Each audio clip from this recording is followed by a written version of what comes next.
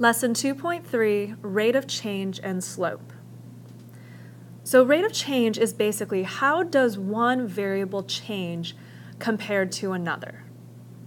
So for example, we want to find the average rate of change for the data in this table comparing elevation of the sun and time.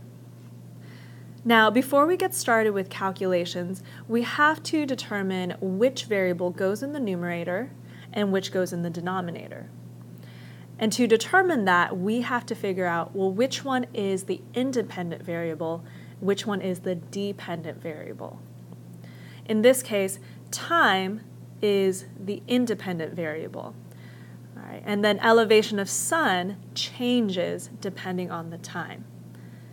So the elevation of the sun, the dependent variable, is going to go in the numerator.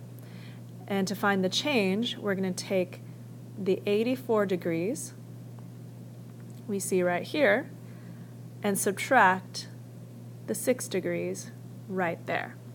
And we want to go from the highest to the lowest so that we get to use the entire table. And then we're going to divide that by the 11 a.m. and the 7 o'clock a.m. All right, so basically we know that there was a 78-degree change in the elevation of the sun in a span of 4 hours. And when we divide that, we get 19.5 degrees per hour. And that would be our final answer. All right, let's try another one. So exercise 1, find the rate of change for each set of data.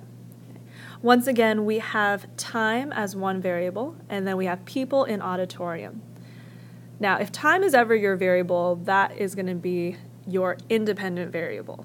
Okay, so this is going to be in my denominator. People in the auditorium, that's going to be in my numerator. So I do 151 subtract 26. Divided by, we have 7:40 p.m. minus 7:15 p.m. All right, so we have 125 people all over a 25-minute span, which gives us 5 people per minute. And that would be your final answer. So please be careful with the units. Units are very important here because if it's 5 people per minute versus 5 people per hour, that gives us a very, very different picture. All right, go ahead and take a few seconds and try out number 2 and number 3, and feel free to use a calculator on those. Press pause, and then when you're ready for the answers, go ahead and press play. All right, here are my answers for numbers 2 and 3. For number 2, I have 0.18 meters per second. All right, that's 0.18 meters per second. And for number 3, I have negative 2.32 meters per second. And that's my answer for number 3. All right, the negative just tells me that the distance between the two sleds is actually decreasing as the seconds are increasing.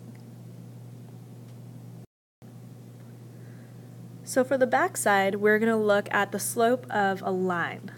So we have a formula for the slope of the line, which is the change in y over the change in x. So change in y over the change in x.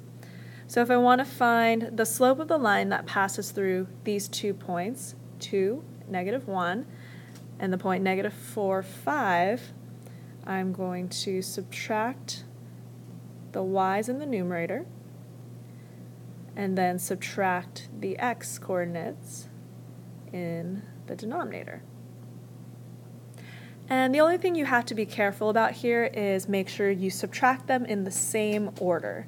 So if I'm doing -1 minus 5, I need to do 2 minus -4. And I can't do -4 minus 2, or else my sign will be off. All right, and then just simplify. And your slope is -1. Okay, example 2. Find the slope of the line. This time they give us a graph, so we just need to visually find the change in y and the change in x. So here I see that I have 2 points on my graph, and I'm just going to go and travel from one point to the other. So here I see that I'm going down 1 and then to the right 2 to get to the second point. Okay. So then my slope is going to be -1 to represent the down 1 and the +2 to represent going to the right 2. And that is my slope. If I wanted to go in a different direction, I can definitely do that. If I went from this point first and then this point, I would go up 1, which would be +1, and then to the left 2. Let me use a bigger dot. So up 1 to the left 2. So I would do +1 and then -2 since I'm going to the left 2, and I would still get -1/2. So you would get the same answer. Okay, so go ahead and practice with the rest of this page, exercises numbers 1 through 9, and once you are ready, go ahead and press pause, try it out, and when you're ready for the answers, go ahead and press play again. All right, so here are the answers for the exercises.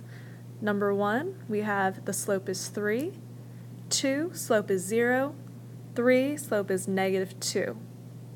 For number 4, we have a slope of -2 over 3. Number 5, -5 over 4. And for number 6, it's either no slope or undefined. I'll accept either of those answers. And lastly, number 7, we have slope of -4 over 5, 8, slope of 4 over 3, and 9, slope is 1/3.